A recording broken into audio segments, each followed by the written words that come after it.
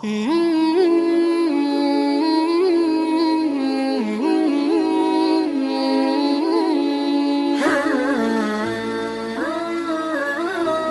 معاذ بن جبل رضی اللہ تعالیٰ عنہ کہتے ہیں کہ اللہ کے نبی علیہ الصلوۃ والسلام سے فرماتے ہوئے میں سنا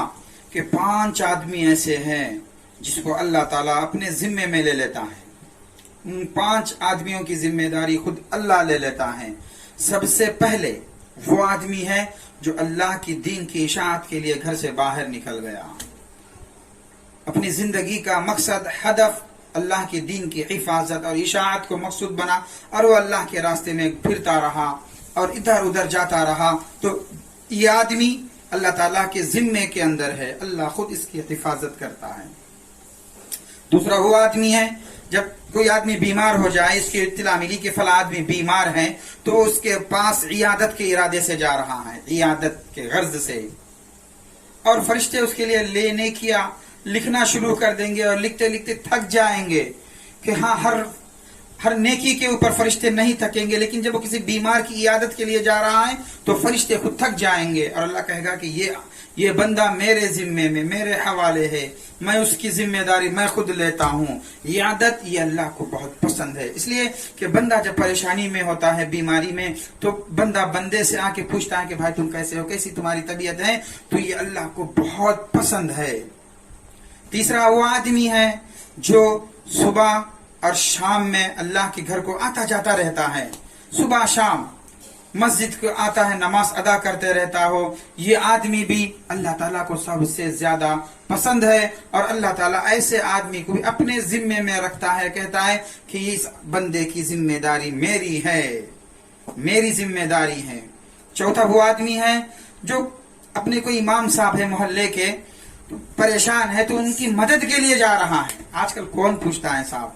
مسجد کا امام تنخواہ دے دیے تو ختم، کوئی پوچھنے والا بھی نہیں ہے کہ امام صاحب کیا کر رہے ہیں اور ان کے گھر کی کیا حالت ہے. مختصر 2 تنخواہ. آج کل ایک ادنا سا مزدور کی تنخواہ روزانہ 500-600 روپے ہیں، لیکن مسجد کے امام صاحب کو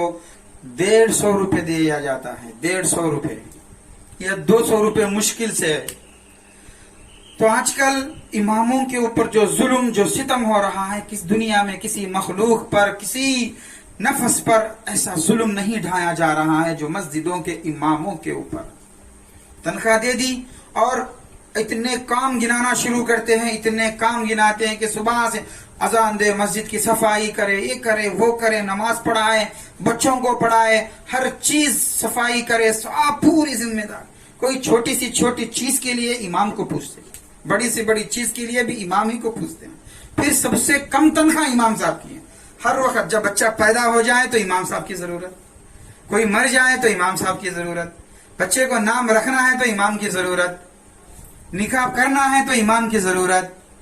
ہر کام کے لیے، چھوٹی چیز بڑی چیز کے لیے امامت کی ضرورت ہوتی، امام کی ضرورت ہوتی ہے. لیکن جب امام کو دینے کی بات جب آتی ہے تو امام کو ایک طرف کر دیتے ہیں، نکال کے پھینک دیتے ہیں. اور سب سے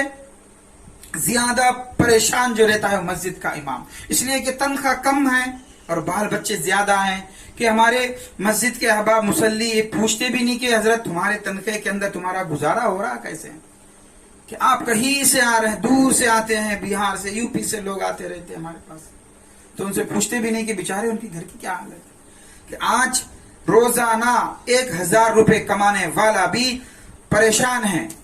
لیکن بیچارے مختصر روزینہ ان کا ہے، تو اس مختصر روزی کے اندر یہ کتنا پریشان ہو. اب جمعہ آ جائے تو متولی صاحب آ گئے، یہ آ گئے، وہ آ گئے، اور پورا پوچھ گچھ کرتے رہتے ہیں کہ یہ کیا، وہ کیا، ایسا کیا، ویسا کیا. نہیں میرے دوستو، امام کو عزت کرو، ان کی تنخواہوں کو بڑھاؤ،